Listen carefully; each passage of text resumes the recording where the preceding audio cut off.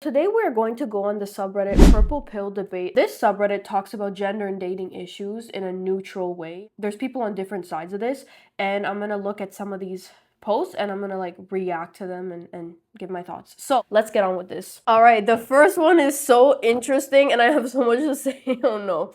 Apparently, women prefer to be friends first, yet dread the moment a guy friend develops feelings. Let's hear some context to this. Outside dating apps, they dislike the idea of a guy chatting them up and asking them out because apparently it makes it look like the man is treating them as a potential romantic prospect instead of a regular human being or whatever. Tons of articles of women dreading the moment one of her male acquaintances starts soft launching into flirting or even worse, confessing feelings. Okay, so the top comment so far is they dread the moment an unattractive friend confesses their feelings, not an attractive friend. So as someone who's had guy friends in the past before, mainly online, I don't like when people come in with intentions, like they know that they like you as a romantic partner or more, but they come in acting like they just want to be your friend or just to be an acquaintance. Like, hey, I support you. I just want to be your friend. It's like, no, you're BSing me. Off the bat, they're like, yeah, I want to be friends. And then they just start these flirting things. And I'm like, bro, you could have just been honest. Like, you think I'm naive. And these are the people that honestly think you're dumb. But you're giving them the benefit of the doubt, like if they're not flirting or whatever. Because I'm not going to sit here and assume everybody likes me. Because you know what's funny?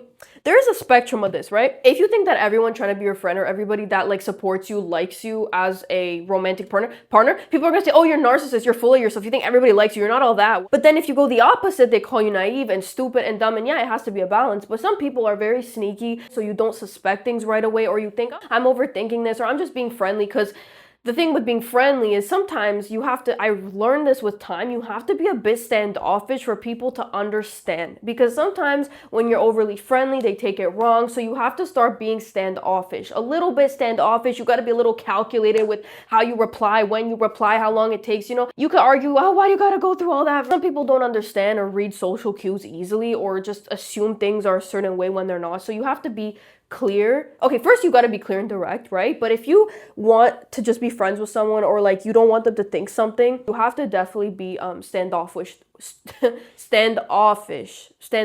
with them. Sorry, I went a bit on a tangent on that one, but let's go to the next one. I look like I have a short hair right now. Women objectively have it better than men in the modern Western world. So there's a lot, so I'm gonna sum it up. Okay, so they're saying affirmative action, they benefit, dating, catcalling. Okay.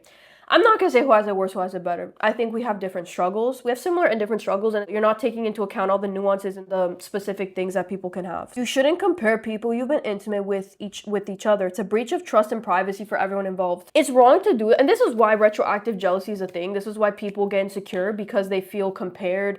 They feel like, oh no, I need to do better, or am I better? And I think it's important to not compare or even talk about your own intimate and romantic life with other people, even people you think are your friends. Oh, this is a good one. If you're still watching. Okay. The majority of men act in ways that encourage women's entitlement and narcissism. It's a lot of little things like opening doors, giving up seats, complimenting them, and chasing them. Interesting. So, the most potent example is men paying for dates by default. Simps and women think a man who splits the bill is cheap or broke. There are women that decide that they're not paying. Okay, opening the door I think is human decency. I open the door for everybody. I don't care who you are, even if you're so much bigger and stronger than me. I don't care. I'm opening the door for you. Number 2, what was it? Giving up seats. I can stand. Number 3, men complimenting random women and chasing them. Yeah, so I understand the premise. If you're constantly chasing after someone who does not like you and even mistreats you, that's not good, no matter what the gender is. But I do see it happening more with guys, so y'all gotta settle down a bit. Does that make them really entitled? I mean, I don't know. It depends. It really depends. Some people, it could make them become entitled and feel like now they're owed things or whatever, but it really depends on the person. Okay, this is a juicy one. Men who say you're afraid to approach women, afraid of what exactly? So being charged with crime, being physically attacked by the girl's partner, being thrown out of a venue, being banned, what is it? Constant rejection wears away at your self-esteem. After 100 no's and turnbacks, it messes with you mentally. I hear you out. I think that's a valid reason to be afraid of constantly things happening over and over and over again. If you're gonna reject somebody, don't be doing it in a rude way. If, let's say you're a girl and some guy wants to, have your number. If you have a partner, just be like, I actually have a significant other, just be kind. If you don't have a significant other, you're not interested, just be like, I'm sorry, I'm just not interested at the moment, or whatever. Be kind. Don't laugh at them. Don't insult them. Just be kind. Oh, okay. Last one for now. I want to do a part 2 to this. I don't want this video to get too long. What do you mean by emotional intelligence? This is what this woman said. The ability to read the room, understand what another person feels without it being spelled out. The ability to imagine yourself in another person's shoes and identify what will call for what emotions, understand your own emotions and reasoning, seeing nuances. Yes, I agree. So when someone is emotionally unintelligent or unaware, whatever, it's gonna cause problems. It really will cause problems because you're gonna walk on eggshells. You're gonna feel like you need to like say things in a certain way so they don't blow up at you. You're gonna feel like you can't tell them what's wrong. You're gonna feel like they're very insecure and they don't believe that you care and love them and think that they're attractive. So it's gonna cause messes because people that are emotionally unaware and whatever, they end up, it ends up feeling like a battleground to communicate with them or to actually have a connection with them. I do agree with the woman. Being emotionally intelligent is important, but it's being able to read the room, being able to like sympathize with people, not making everything about yourself. It's about not freaking out when somebody wants to tell you something and not getting defensive. Like if you tell them how you upset them, you know, they hear you out and they don't like jump to conclusions or they don't start getting mad at you for you expressing something that's wrong. Also ego, you know, some people have ego and they don't want to be told that they're doing things wrong or they're upsetting people. If I explain the full extent of this, we will be here for like 30 minutes. People do say that men usually struggle more with this, and it makes sense because of how they've been conditioned, how they grew up. It makes a lot of sense why men struggle a lot with this more than women.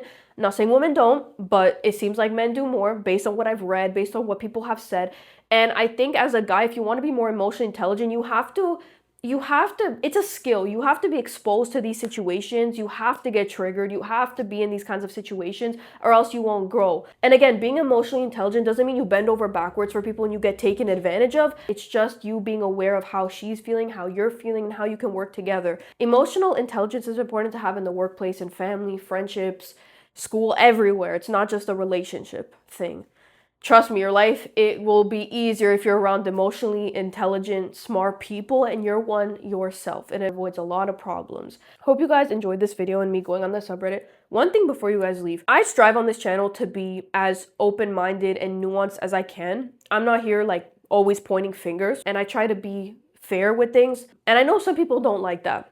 I know some people, maybe they forget that this channel is not meant to attack or to blame people all the time. And it's meant to kind of see things in like a general way. So if you don't like that, obviously this is not the channel for you. In this video, I just wanted to look at different posts. These are just the posts that have come up. They were random. They were actually kind of like one after the other, I think. So that is all.